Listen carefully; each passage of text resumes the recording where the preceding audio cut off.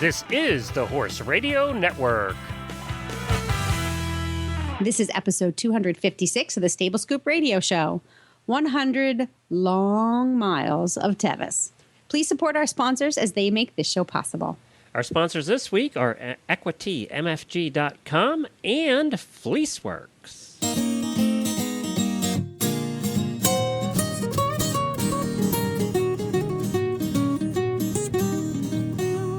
Welcome to the Stable Scoop, with weekly shows delivered right to you. With Helena and Glenn the Geek, live from the stable, it's every week. They bring you the news through hail or high water, while using their tails as their own fly swatters. So sit on down and laugh till you poop, cause it's time again for Stable Scoop. Stable Scoop. The Stable Scoop. Stable Scoop. I am Glenn the Geek. And I'm Helena B., and you're listening to the Stable Scoop Radio Show on the Horse Radio Network. Well, hello, Helena. Hello, Glenn. How are you today? Good. It's good to talk to you again. Yeah, it's always good to talk to me. Yes, you look forward to this every week. I do. And we have a great show planned for today. We have a good guest coming up. Her name is Karen Chatton. She's been on the show before. She's an endurance rider. And next week, she will be heading off to Tevis for the Tevis Cup. And that, of course, is one of the hardest 100-mile, one-day races in the country. It's sort of like the Super Bowl of endurance here in the United States. That's a big one. That's like the Boston Marathon. Yes, that's right. Yep. And we're going to talk to her this time. We've had conversations with her before about being an endurance rider. Now we're going to talk to her this time about the preparations it takes to get ready for a ride like this, for a horse, for her team. It's really cool, too. Yeah, it's cool stuff. Everything involved. So we're going to talk to her a little bit later on, talk a lot about the Tevis. I have a product for us on the Tack and Habit segment. But before we get all of that, I have a little list for you that I want to do today. And I think it's going to be fun. And you have to guess now, all right? Okay. Jennifer gave me this and said you'd have fun with it. Okay. So it's the 10 most downright ferocious, ill-tempered animals. Ill-tempered. Okay, that's important. Yep. All right. There's not people now, okay? We all know some of those. But well, they should be people. Human beings should be at the top of the list. And if it's not, true. I'm not playing your game. But this is animals. This is four-legged, mostly animals. So do you have any guesses in the world what the most ill-tempered, ferocious animals are? Most ill-tempered. Okay, well, I'm going to start with fisher cats. You know, fisher cats are not here, but I know what you're talking about, and they're not happy animals. Okay. So no fisher cats. No all right. Fisher cats. How about some of them I was not surprised at, some of them I was. I'll give you that clue. All right. Well, there's a lot of okay, how about gorillas? No. Oh, okay. They're well, I picked them because apparently. I picked them because they're as close to humans as, chimps. You're stuck on this human thing. Can you give me I know. Can you give me a clue? I mean, there's a lot of mammals out there. Here, we'll start running down the list and we'll see if this helps. So number 10 on this list of most ferocious animals in the world is the sun bear. Okay, so first of all, something with the name of sun bear, doesn't it sound like something you'd see in a cartoon with a big smile? A bear with a big smile? Yeah, I'm not thinking ornery, but no, let's hear it. Apparently they are. While grizzly bear immediately comes to mind as the most ferocious and dangerous, that's not true. These are Chinese. They live in China, and they weigh just 65 kilograms and measure 1.5 meters in length. That's all. Okay, I'm American. What's 65 kilograms in pounds? That's about 50 pounds, about 100 pounds, and about a yard and a half in length. So it's the world's smallest bear species, but they're also the most ferocious, and they have the biggest teeth. So this little thing apparently will attack humans without provocation. And the number of fatal maulings, I like it already. The number of fatal maulings have occurred from the animal considered to be some of the most dangerous in the jungle. They say if you see this thing, and it does look kind of like a bear, if you see this thing, you just get the hell out of there because you're not going to have a good day. Okay. So there, sun bear in China. So if you're wandering around the jungles of China, keep that in mind. 2, you would expect, or number 9, you would expect on the list is the saltwater crocodile. You know, crocodiles, everybody knows that they have the most powerful bite of any animal. Yeah, but are they really ornery? Like, well, apparently, yes, alligators are not. Crocodiles are. Oh, okay. Okay, you got to remember that alligators are, they won't go out of their way to attack you. Crocodiles will go out of their way to take you out of a boat, to kill you, to large animals, doesn't matter. If anything's in their territory, you're your lunch. Okay, so it's a territorial thing. Yep. And they're saltwater, so they live in the marshes along the oceans and stuff like that. Like the Everglades and stuff. Mostly in Africa. We don't have too many here in Africa and Asia. We don't have too many here in Florida, thank God. We did go out. There's this place in the state park near here where you can go actually walk there. You have a walkway through the state park, and it's all marsh swamp land, and you can see the alligators up close. And most of them are just hanging out, just laying there, not doing much. But you get within 10 feet of them, usually. It's a little nerve-wracking, to be honest with you. Have you done it? Have you been we within did it a couple weeks ago, and we saw a mama that had very obviously made a nest. Now, she was below the walkway that was sort of enclosed, so we were kind of glad about that because I don't want a mad mama. You don't want to be messing with her. One of the stinkiest places I've ever been was that state park above Gainesville with the marshes there. It was stinkiest and smelliest. Sulfur smell. Yeah. Oh, my God, it was awful. Anyway, number 8 on the list is the least weasel. Least weasel. The least weasel. Okay. It's a little weasel. Looks like a ferret, actually. Looks just like a ferret. But it's the smallest carnivore. And just as the sun bear is the most aggressive bear, the smallest carnivore is also the most ferocious hunter, pound for pound. Weighing only a few ounces and measuring around 20 centimeters. That's about, 10 inches? It's unbelievably aggressive, hamster-sized, and it's capable of killing a rabbit 5 times its own size. Holy cow! Yes, this little baby is nasty. And there's a picture of it here killing a rabbit, and it is the size of the rabbit's ear. I mean, it's small. Wow! It'll kill any small bird, amphibian, or mammal it encounters with a bone-crushing bite. That's a little creepy, I gotta say. Yeah, I know. It's a little creepy. A little creepy thing. Now the next one you would have never guessed. You ever heard of the taming of the shrew? I've heard of shrews. Well, the common shrew is number 7 on the list. Okay. They resemble mice, but in fact are related to hedgehogs as a member of that group. They distinguish themselves by their incredibly high metabolism, which gives them an extraordinarily high-strung and vicious disposition. Its name is shrew. You would think it would be like sort of drugged out, marijuana that's where shrew type. comes from. That's where shrew comes from. I guess. When they say, she's such a shrew, or the taming of the shrew, it's from that, right? What I didn't know is that they must eat constantly. It sounds like me. And they must sustain themselves, so they savagely attack prey twice their own size, including mice, fish, and frogs. And they inject them venom when they bite, and that makes the critter groggy, and then they kill them by crushing the base of their skull. All right, well, that's at least humane. That's a nasty little creature, the shrew. Who knew? But it's humane. They knock them out before they kill them. I'm never going outside again is what all this is good. coming No, down you're to. not. I know, between the bridges and the tunnels and the spiders and the snakes. There's shrews. Why don't you just go to Iceland? Okay, this one I expected to be on the list. You hear a lot about them, and they have what they determine as demonic ferocity, and that's the wolverine. The name says it. I mean, it's a wolverine. They're in the movies, Of course, they're going to be nasty, so we'll go on. There's one snake on this list of top 10, believe it or not. Only one. And so this is the one you really don't want to meet up with, and we probably won't here because it's found in Africa. Although they keep bringing the African snakes over to Florida, it seems like. Is the black mamba snake. And it's 14 feet in length, and that's all I really want to talk about because it's pretty gross. I'm not talking about it. It's also, I will say this, it's one of the fastest serpents in the world. It can go 12 miles per hour. Wow. That's pretty fast, actually, when you think about it. I ride my bike at 12 miles an hour. That's pretty fast. The bull shark, sharks we kind of expect, but it's the bull shark, not the great white or the tiger shark that are worst in the water. They're the most vicious fish on the planet, the bull shark, and they kind of have that stubby nose. Yep, I think I knew that. Right? Yep. 6,000 pounds of pressure in their bite. 6,000 pounds of pressure.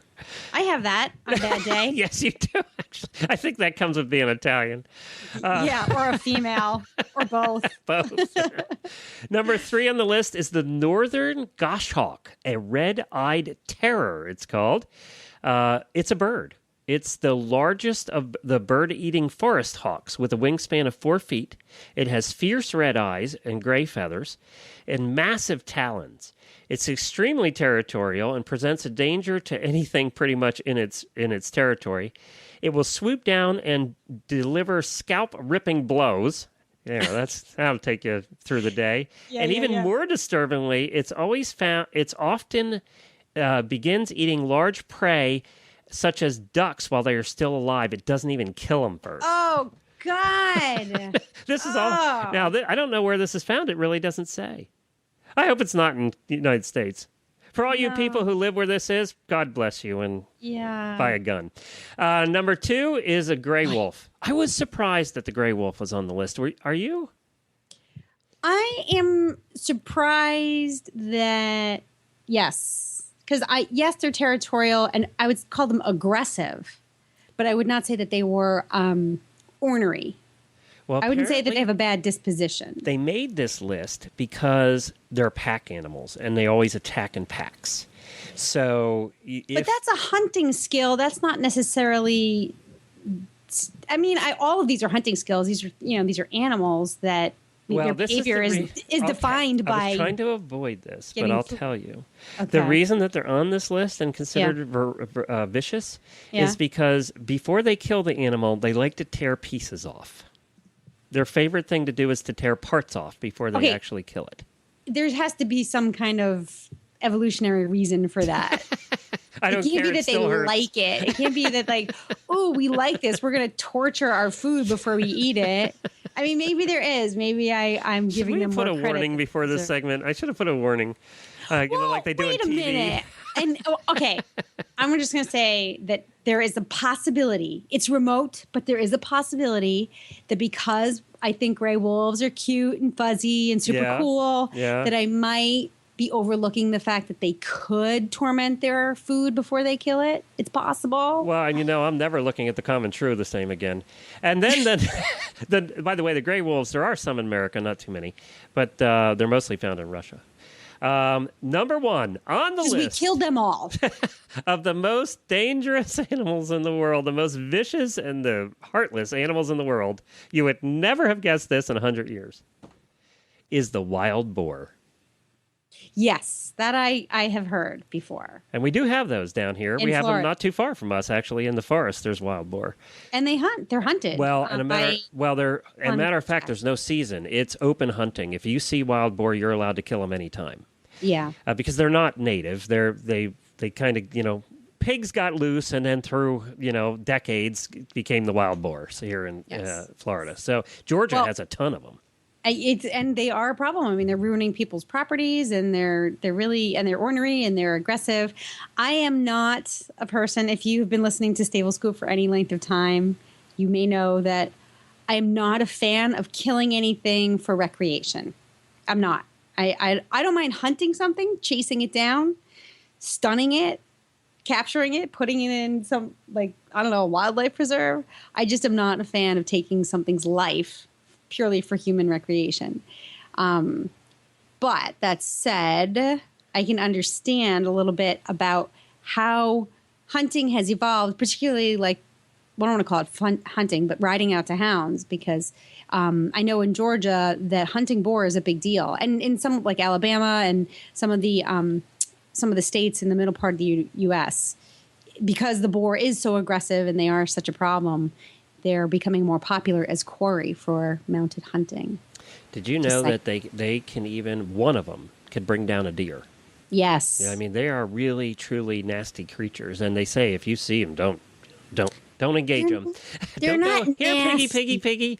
They're just dangerous. Again, nasty would be me when I'm hungry. Yeah. But they do travel in packs also, which is another problem with them that they have. Now that I didn't know. Yeah, they also travel in packs. You'll always see them 4 or 5 at a time.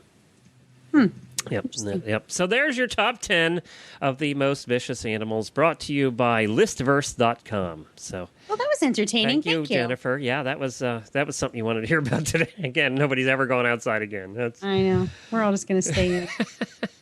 All right, let's get on with the show. We're going to take a break for Fleeceworks, one of our sponsors, with the terrific fleece pads that we all love here at the Horse Radio Network. And then we're going to come back and talk about the Tevis Cup. Fleeceworks manufactures pure Australian merino sheepskin and merino wool saddle pads and accessories.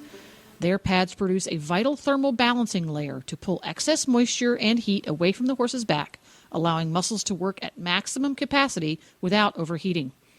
Fleeceworks Australian merino wool is breathable and hydrophilic, able to hold and store 35% of its own weight in liquid. A longtime staple of the medical field, Australian merino fibers have no equal when it comes to delivering a temperature-controlled, pressure-absorbing layer. The Fleeceworks philosophy: minimum bulk, maximum performance, and they have a variety of anatomically correct pads incorporating technologies and designs that address the individual needs of every horse and rider. Ask for Fleeceworks saddle pads and accessories by name at your local tack and feed store, or visit them online at fleeceworks.com. Well, before we get to Karen Chatton, I want to give you some facts about Tevis, the Tevis Cup. Although we know it as the Tevis Cup, that's what we all call it, its official name is the Western States Trail Ride. Makes it sound so peaceful and serene. It does. It does. It makes it sound uncrazy. Yes, exactly. The ride has been held annually since 1955, except when it was canceled in 2008 due to wildfires in California. Remember that? We were on the air then. We talked about that. To successfully complete the ride, the riders must finish 100 miles in less than 24 hours. Riders begin the race at 5:15 a.m., and the first riders typically cross the finish line around 10 p.m. This finishing time includes mandatory rest stops and vet checks throughout the course. They stop 4 or 5 times and, do vet checks and all of that. All riders who successfully complete the course and whose horses are judged to fit to continue at the end receive a completion award belt buckle. There's Tevis belt buckles. Let's see here. They come from all over the world. Last year we had riders from Japan, Australia, Canada, South Africa, Netherlands, United Arab Emirates, and United Kingdom. So they're expecting that again this year. The majority of the American riders, it's held, this is in California, so are from California, which is no big surprise. California has one of the highest populations of endurance riders. And then I think Florida might be next. There's a lot of them right around us. There's a lot of good territory. Open land, yeah. Yeah, geography. And it's not just open, but it's rideable. Like it's hills. You have foothills. Well, I don't know. Is this in the mountains? This is craggly mountains. This is serious up and down. I mean, up and down. Okay, so not so rideable. No, this is a lot of the territory's loose rocks and, just crazy. all the stuff we Easterners freak out about. Yes, if you saw some of these hills, horses. You would be like, I'm out of here. Trailer. We bubble wrap them. Hey, bring the trailer around. Yeah. We'll see that country through a horse I'll meet you on the other side. The big kind with the living quarters and stuff. Yes. 84% of the Tevis Cup winners have been purebred Arabians. I guess no big surprise there.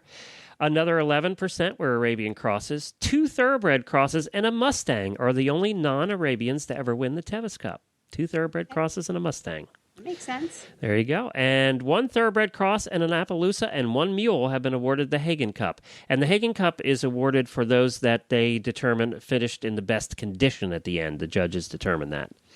All endurance rides have that. So there you go. And they also have an Western States Endurance Run. So if you don't have a horse, you can do the 100-mile run. Yeah. Well, now that you know a little bit about it, let's talk to one of the competitors in last year's race and this year's race, and probably for the last 20 years. Karen Chatton, she's been on our show before. She's an endurance rider and also well known as a blogger. Her blog is EnduranceRideStuff.com. And she blogs about everything endurance rides, takes lots of pictures. Just look around her site. It's a lot of fun. And she is well known in the endurance world for this blog. And we love to have her on because she's so much fun. We're going to talk to her today about the preparation in getting ready for a race like this. Well, hi, Karen, and welcome back to the Stable Scoop Show. It's so good to talk to you again. Well, thank you. It's great to be here and talk to you guys again. I love talking about horses. Well, and you love talking about your chosen sport of choice, and that's endurance riding, and all the craziness that goes with that. And that's what we wanted. Craziness, Glenn? Yeah, a little bit. I'm sorry. Integrity. 100 miles over mountains and through ravines is crazy. So I'm sticking with that. Well, they say there's a fine line between insanity, you know. That's right. Well, do you call it a little bit crazy? It is a little bit crazy, you know, and you wonder about it, you know, especially when you're out there and it's 2 or 3 or 4 in the morning and you're still riding your horse, looking up at the stars and the moon going, am I crazy? But then, you know, once you achieve that, you know, you have the sense of accomplishment and the partnership with your horse, and it makes it all worth it in the end. Mm. Well, now tell us that we're 2 weeks away from Tevis, and we've talked about Tevis here before, and every year we cover it. But this year I thought with you we could do something a little bit different. And I've noticed on your blog you had a post called Tevis Preparation. Here is a list of my lists, and that's why I thought this might be a good topic to talk about, is all the preparations that go into an incredible 100-mile ride like this. It's a little more intense than some of the other disciplines. You have about 12 lists here that you put together for the ride. But what do you do? Let's start with the horse. What are you doing, you know, in the months that lead up to this, and how many 100-mile rides can you do in a year? Well, you know, it just depends on, I mean, there's so many variables. I'd like to take things like one ride at a time. Bo, my horse that I'm taking on Tevis this year, he hasn't done 100 since the Tevis last year. And part of that was I had some truck problems earlier this year, and so the timing just didn't work out. So what I did in the month of May, I took him on a 75 and used that as a good way to test him out, make sure he's good to go for a distance longer than 50 miles, because he has done several of those in the last year. And he finished that ride doing an average speed of what my goal is to do on Tevis, and he finished up in 4th place and had high vet score. So I was really happy that you know, went the way it did. And so I know I'm confident going into this ride that he doesn't have any pre-existing issues or problems, and that he was fit and strong to do a 75-miler. And so I've got a lot of confidence in him this year that he'll be able to make it one more time. So what do you do when you're not doing the big ones like the 75 and the 100? What's your average kind of ride just to stay maintenance fit for him? Well, I do a lot of multi-day rides. Like the weekend before last, I did a local ride that was 3 days of 50s each day. And I alternated. I have 2 horses, Bo and Chief, and I alternated them. Bo did the first and the 3rd day while Chief did the middle day. And that ride was really more just kind of a tune-up to keep him going, make sure everything was all going right. So we were a little more careful on that ride in how we rode, and he also came through that ride really well. And that puts him that ride was about a month out from Tevis. And so now what I'm just focusing on is doing some heat training with him to make sure he's acclimated to dealing with the heat and the sweating, making him more efficient with that, and not doing a lot more riding on him, because I want him to be well rested and not overworked when he does go to Tevis. Boy, in the heat this year, it's been hot as heck out there. Obviously, that is something that's a serious concern for you guys. It sure has been, and as soon as I'm done with this interview, it's going to be the hottest part of the day, and I'm going to go out and work some more in the heat. And as a side benefit, it's getting me acclimated to dealing with the heat as well. And so, but you know, the horse has a really good attitude. He's happy. We're working him long enough so that he gets sweaty every day. I watch his recoveries. I'm checking his temperature to make sure he's not getting too hot. But I'm also adding extra electrolytes and salt to his feed so that he's adapted to the sweating and dealing with the electrolytes balance. And he's doing really well. He's recovering super good, and still, I'm monitoring his attitude to make sure he still has a nice, positive, happy attitude. And so that's what we've been doing.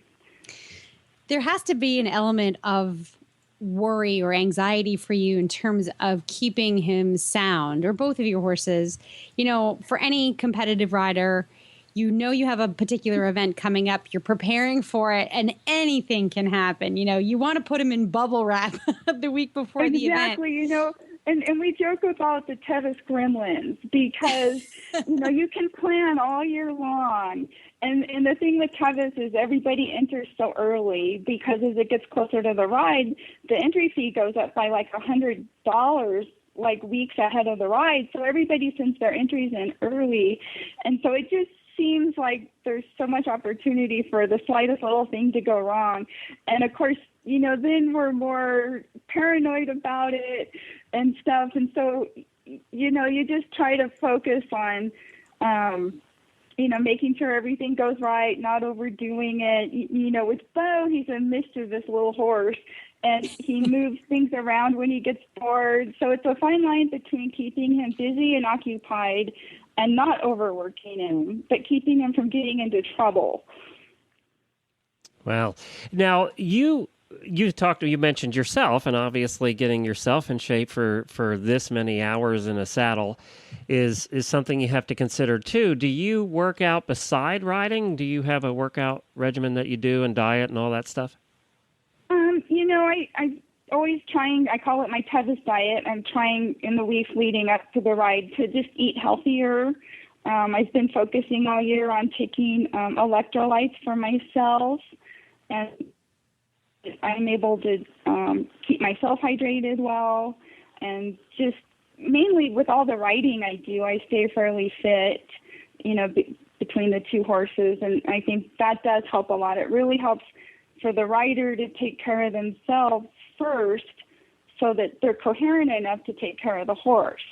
Mm-hmm. So it's kind of a catch-22. If we're not taking care of ourselves, then we're not going to be very good for our horses. We're not going to ride as well. We're not going to be, as observant and aware. And so it's really important that the rider also takes care of themselves. And that's part of why I have a crew to help me to get through this ride, so that they can also kind of look after me and my horse at each of the vet checks as we go through.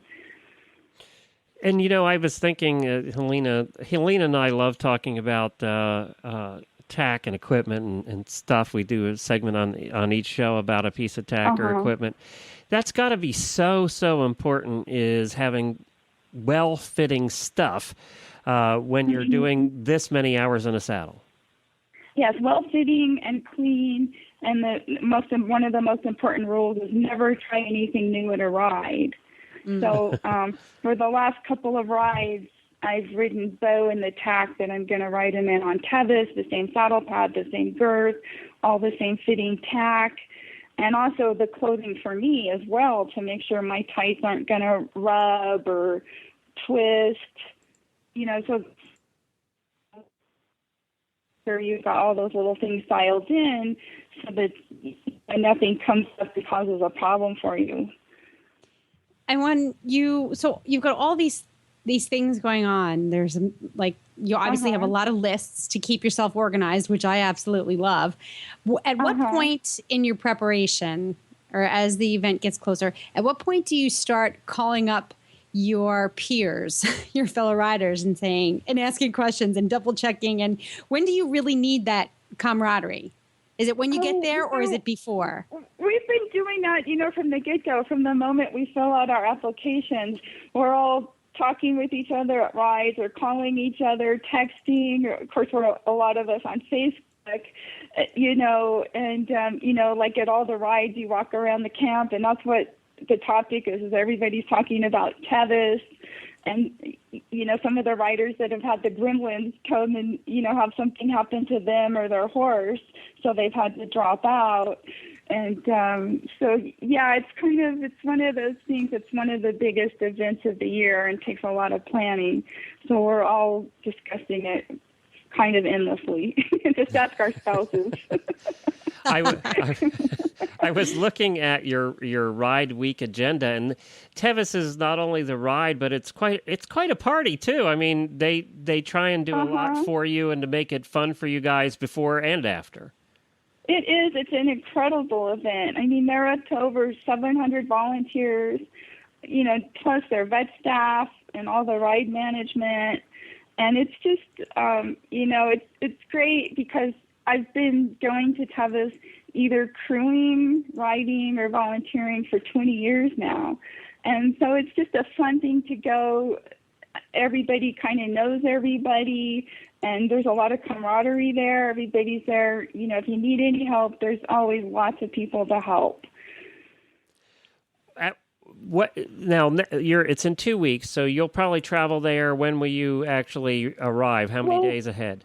I'm really fortunate. I'm only about 65 miles from the start in Chucky, so I don't need to drive up there until Friday morning before the ride. Oh, that's which perfect. is really nice, and my horse is only in the trailer for like an hour and a half.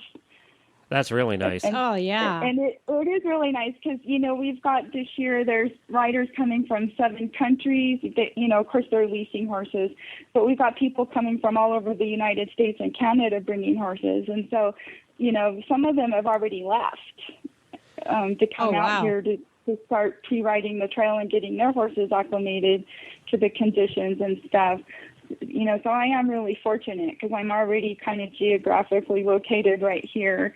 And then when the event's over, even we ride the 100 miles from Truckee to Auburn, I'm still only 2.5 or 3 hours to get back home again. I got to. Oh, go ahead. I'm sorry, Elaine. I was going to say, speaking of back home again, part of your pre-ride preparation has got to include, to some extent, your post-ride planning.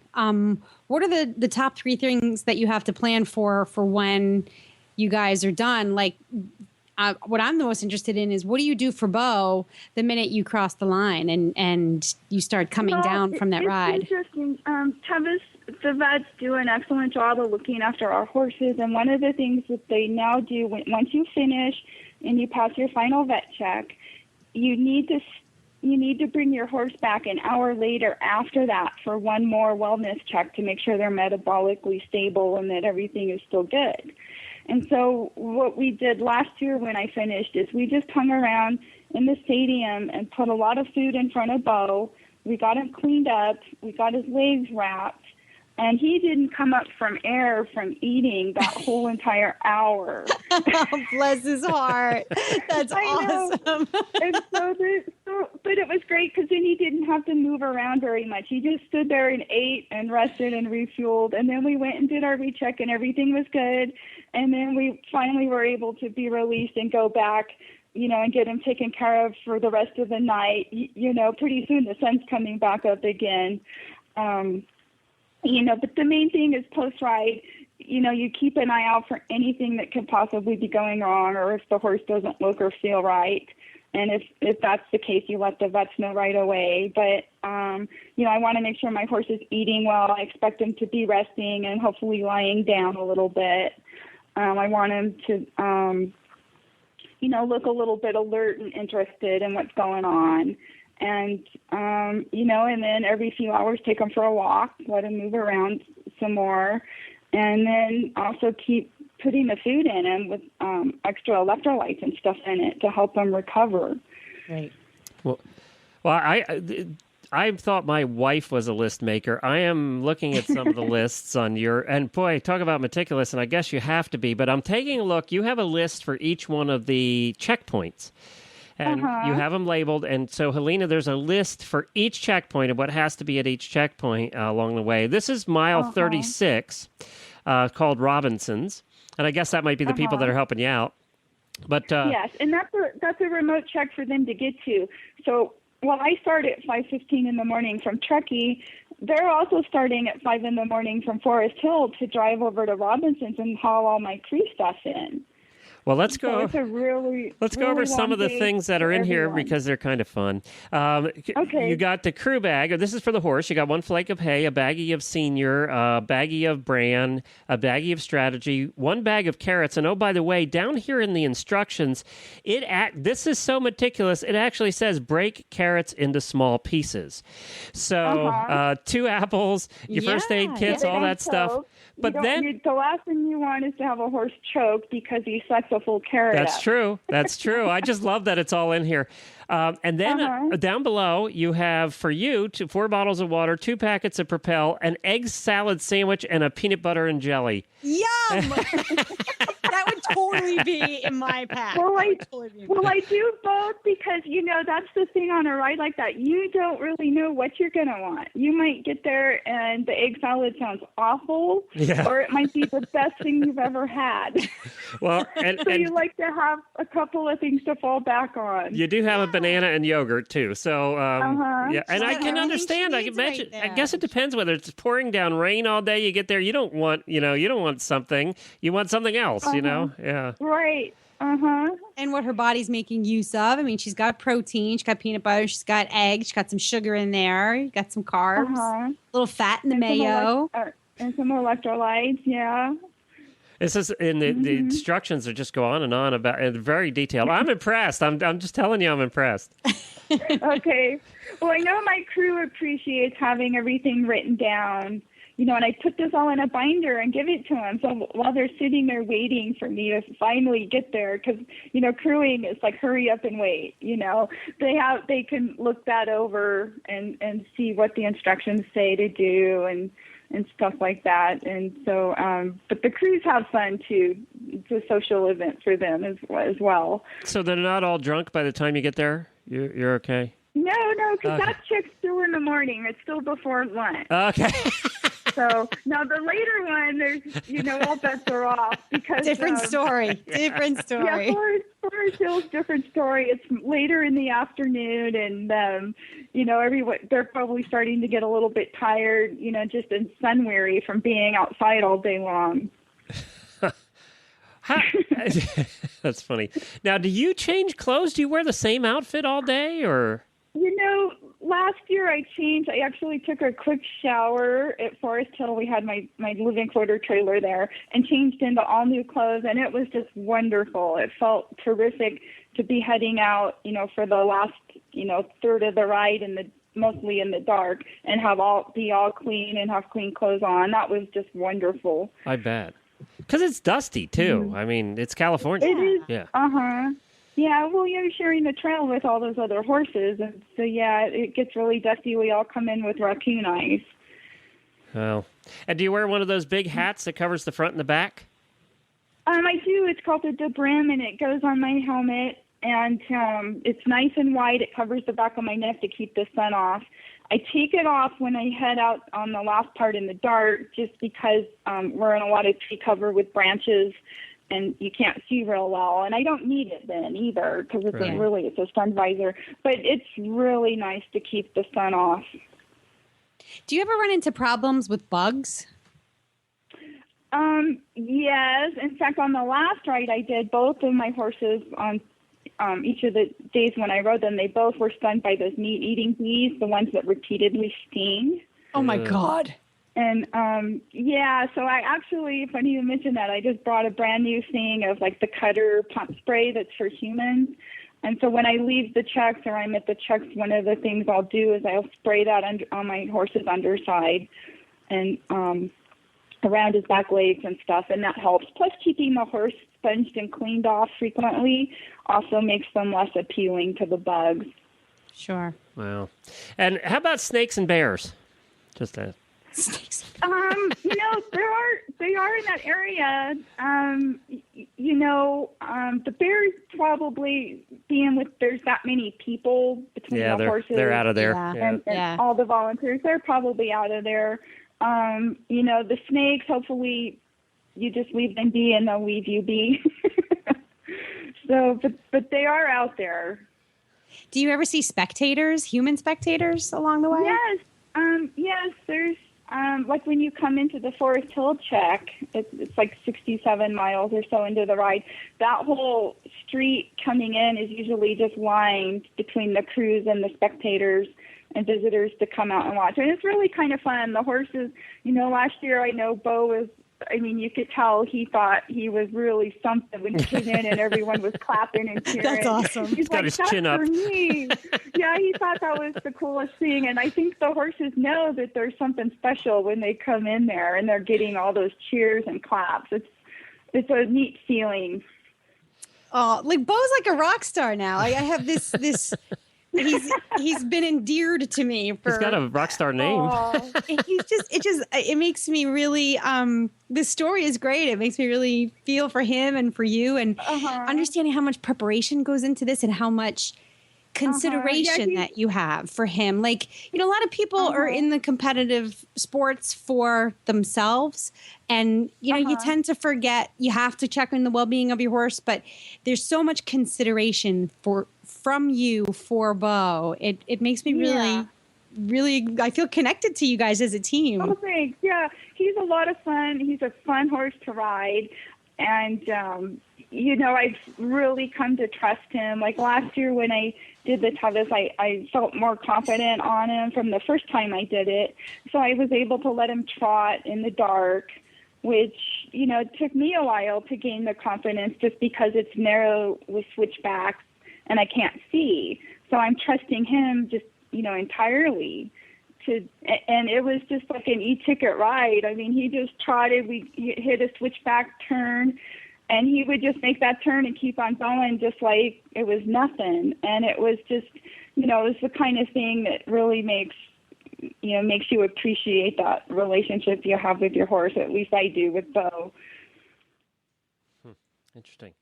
Well, we wish you the best of luck. We hope that we see you on the leaderboard. Okay, well, thanks. And the webcast is at teviscup.org, and the rider list is published. I'm number 80, and if you type that in when you go to the website during the event, it'll show the checkpoints that we've been to so far, and if we're in and out, and the times and stuff. So you can follow the progress of all the riders on the ride. Oh, and cool. right now there's 163 entered. Wow, very good. Well, we'll be watching. Yeah. Good luck. Okay. Good luck to you and Bo. All right, well, thank you.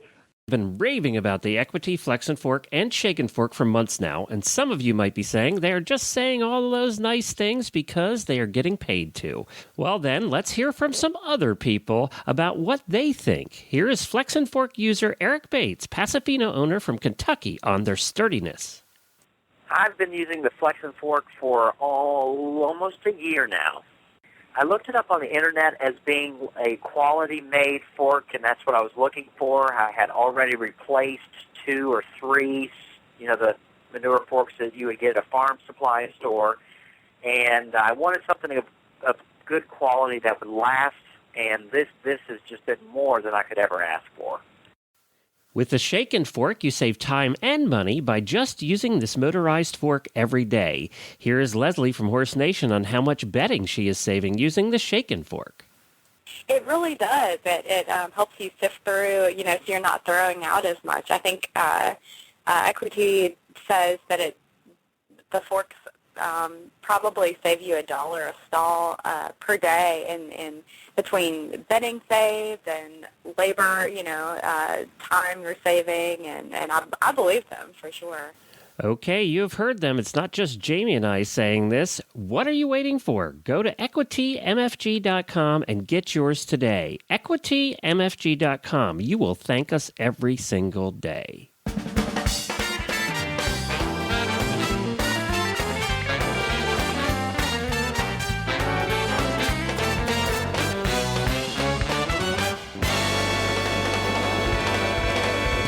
This Tack and Habit segment is sponsored by Sparkle and Boom, a new media marketing company for small business owners. If you own a small business, check out sparkleandboom.com. They can help you make the most of your marketing to find some boom in your bottom line. Some boom in your bottom? Boom in your bottom line. Oh, okay, sorry. I kind of want to leave boom in your bottom because that's pretty awesome. Sparkle and boom. We put boom in your bottom. There you go. That's totally going to be the new tagline. Wait for it. Are we marketers or what? You know, Can we just talk about today's tack and habit item, please? Because it's pretty cool. You're fired. I can't go beyond that. I'm done. That's pretty good. The day's over now. This could be its own blooper reel. One show. All right, I'll do my product now. All right, this good company by the name of Noble Equine sent us a bunch of products to review. They're never going to send us anything again. No, sorry, Noble Equine. Oh, God. So Noble Equine sent us these products to review. We need to change the title of this week's show. Put some boom. We're doing boom it. in your bottom. Well, that could apply to a rider who stays in the saddle for 15 hours, too. We're doing it. Yeah. All right. Okay. So this product from Noble Equine, and you know, we don't review products that when we review a product, we tell you what we really think of it. And I have been the one that in the past has reviewed hoof picks. And because, you know, it's something that us horse husbands, we're allowed to do, is pick the feet. As a matter of fact, we're encouraged to pick the feet. So this is the ultimate horse husband hoof pick. Are you ready? It's the Noble Equine 5 o'clock hoof pick. And why is it called that? Because on one end, it has the handy super strong hoof pick part, and at the other end, it has a bottle opener. Oh, wait a minute. Yes, Ew. You can drink beer while picking the hooves there, guys. So I don't know that I would want to open something that's going to touch my mouth with a hoof pick. See, that's why it's a guy's product. We don't care. Yeah, you do. Okay. So this is... I never even thought of that. Well, I mean, wait a minute. I should really be talking because I'm the one who comes in from the barn with you're covered in poop. And then I make like a lunch, an egg salad sandwich. Yeah, that's right. You don't change your clothes. You wash your hands, maybe, but you don't change your clothes. If I have time, it's like, oh yeah, I'm fine. I just rub them off on my dirty jeans. I'm okay. We'll be fine. How many times have we all eaten in the barn and haven't even washed our hands? Come on. But you know what's funny is if I go to the mall, I will put hand sanitizer. I will scrub my hands. People are dirty. It's down with people day, apparently. Horses aren't dirty at all. No, not horses. Anyway, this is it's about 7 inches long, I would say. And it has a wonderful grip on it. I really like the grip. One of the problems I have with a lot of the hoof picks that are out there, you know, the ones that have little brushes and all that stuff, and then the regular cheapy, you know, ones that have the plastic coating on them, is that the grip is too small for my big hand. This one, whether you have small hands or big hands, the grip is great because it's ergonomically designed. So it's fatter in the middle and, you know, skinnier on the edges. So when I've been using it this week, Jennifer's been happy. She hasn't had to pick hooves all week. So I've been using this on Beaker all week. The one thing I like is a lot of times with those cheapy plastic ones with the brushes, the part that picks your hooves bends. You can bend it with your hand. Wow. So the first thing I did when I got this one out is I tried to bend it, and I couldn't bend it at all. I mean, I don't know what it's made out of, but it is strong. And I've been using it all week. It hasn't budged at all. It's a polymer kind of handle, but one of the things they did is they put this sort of sticky, grippy stuff on it so it doesn't slip in your hand either, which I really like. And then, because you can open beer with it, it's just an added bonus right there. But you don't drink beer. I don't. But I did open some bottles of wine coolers with it. I opened some wine coolers with it. Okay. Now, a lot of them have the screw tops now, so probably this isn't as important. But I don't know how many times I've tried to open those darn screw tops on wine coolers and couldn't get them open either. Maybe because you had too many wine coolers. Yes, probably. But it really does work. It's a cool gift idea for the horse husbands in your life or the drinker. Either one, you know, the horse wives that are drinkers. So I just think it's a great hoof pick, too, and it's just fun. Terrific stocking stuffer for Christmas time. This is perfect for that, or a gift for birthdays or whatever. It's just a classy hoof pick. I absolutely like it. It's $11.99, so it's gift priced, and It meets my horse husband approval. It gets the stamp of a horse husband right there. All right. Wow. A simple little product, but does so much. Okay, Glenn. You can find them at nobleequine.com. Nobleequine.com. And if you go over and buy one, please tell them you heard about it on the Stable Scoop show, that Helena and Glenn loved it. I loved it. Helena hasn't seen it, but I liked it. Okay. Thank and you Noble tested it Equine. and used it. I used it all week. Yep. I haven't had any problems with it. I got it right here on my desk. Right here. Hoof pick. Yep. It's approved. I stepped on it. I dropped it. I threw it against the wall once, seriously, because I wanted to test it, and nothing. Not even a mark. Okay. So that's it. That's my product, nobleequine.com. Nobleequine.com, and it was it still is. It's not dead. It's the 5 o'clock hoof pick for $11.99. I tried to kill it. It's still alive. You tried to kill it at 4:39, didn't you? Yes, I did. Made it till 5 o'clock. We're good. 5 o'clock somewhere. Well, that's it, Helena. Let's call it a week. Oh, please, I've done let's a lot do. of shows this week, so I'm ready to call it a week. Yeah, but we'll be back next week. Well, wait, we've got log on next Friday. Remember, we're here every Friday. You can find all of our episodes at stablescoop.com. You know where we like to hear from you the most? On Facebook, because we can talk back. Just do a search on Stable Scoop. You can send us email. You can send us hate mail, but send that to Glenn. Send your love mail to me, Helena at horseradionetwork.com. And you know what? We absolutely love our sponsors. We thank them from the bottom of our hearts, because without them, this show would not be possible. EquityMFG.com and the best fleece pads in the business at fleeceworks.com. See you next week, Helena. See you then. Happy scooping. Yeah, I know. I forgot it. You got me all screwed up with the shrews. Nasty little creatures. Yeah. Ooh. And by the way, if you send hate mail to Helena, she will probably change her hunting policy, so I wouldn't do that. Just send those to me. Just saying. She will. I'll change my hunting policy? What do you mean?